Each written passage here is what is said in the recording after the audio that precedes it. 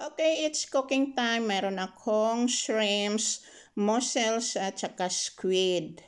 Ayan. At mayroon din ako na iba't ibang klaseng sangkap na gagamitin sa aking pagluluto ngayon. So, of course, mayroon tayong baby parsley, mayroon tayong celery salt, mayroong onion, garlic, paprika, black pepper, and provincial herbs.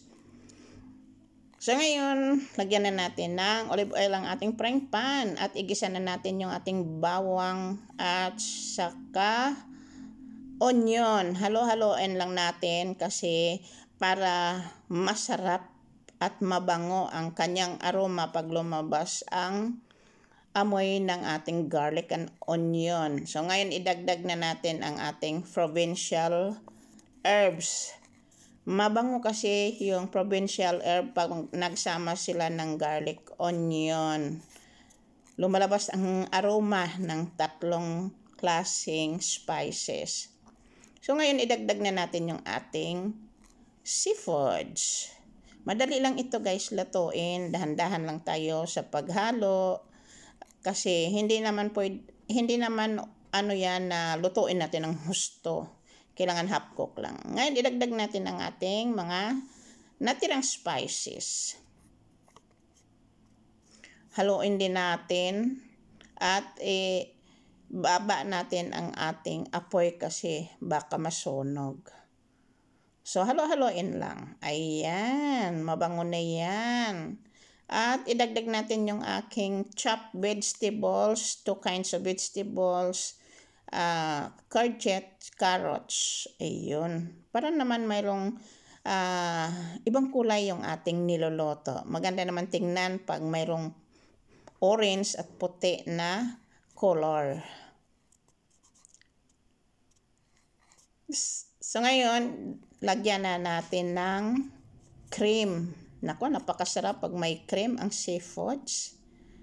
At ihalo natin yung ating pasta pagkatapos. So, basta seafoods and cream, wow, yummy. Kaya ng aking pasta guys, that is carrots flavor, healthy. It's an organic pasta. So, haluin lang natin. Make it sure nga yung ating apoy ay mahina lang para hindi madaling matuyuan ang ating pasta. Ayan. So, maganda na. At pagkatapos ay nilipat ko siya sa Pyrex kasi lalagyan ko siya ng cheese sa gitna para maging creamy pag naluto kasi ilalagay pa natin yan sa oven. Ayan. Hindi na ako nagdagdag ng asin kasi yung aking nilagay ay salt, celery kanina. At yung ating shrimps ay hindi naman yun okay lang ang lasa noon. So ngayon ilagay na natin yung ating cheese. Ang ginamit kong cheese ay Gouda kasi wala akong mozzarella cheese na ubusan ako ng stock. Kahit ano namang cheese ang gagamitin natin sa ganitong klaseng luto, masarap yan. Ang importante yung creamy at ang ganda ng texture ng ating cheese. Ayan. Maganda. Ngayon, idagdag natin yung natira nating pasta sa taas. So, isalansan lang natin ng maayos. Nakaka-enjoy gumawa ng ganito guys na klaseng pasta. At ito ay pwede mo yan lutuin in advance. Halimbawa, mayroon kang trabaho bukas. So, lutuin mo ngayong gabi at bukas ng umaga or hapon pagdating mo ng bahay ay ilagay mo na lang sa oven. So, ayan na. Ngayon, lagyan natin yan ng mozzarella cheese. Ayan. Actually, yung aking mozzarella ay hindi enough. Kaya dagdagan ko yan ng parmesan cheese. Kahit naman halo-halo yung ating cheese, masarap pa rin yan. Ang cheese naman ay nagdagdag flavor. Kahit walang asin nga, basta may cheese, okay na ang lasa niyan. Light ang lasa pag gamitan natin ng cheese. Ayan. So ngayon, ilagay na natin yung ating parsley. You are not surprising guys na ilalagay ko lang yung aking parsley na hindi koging chop.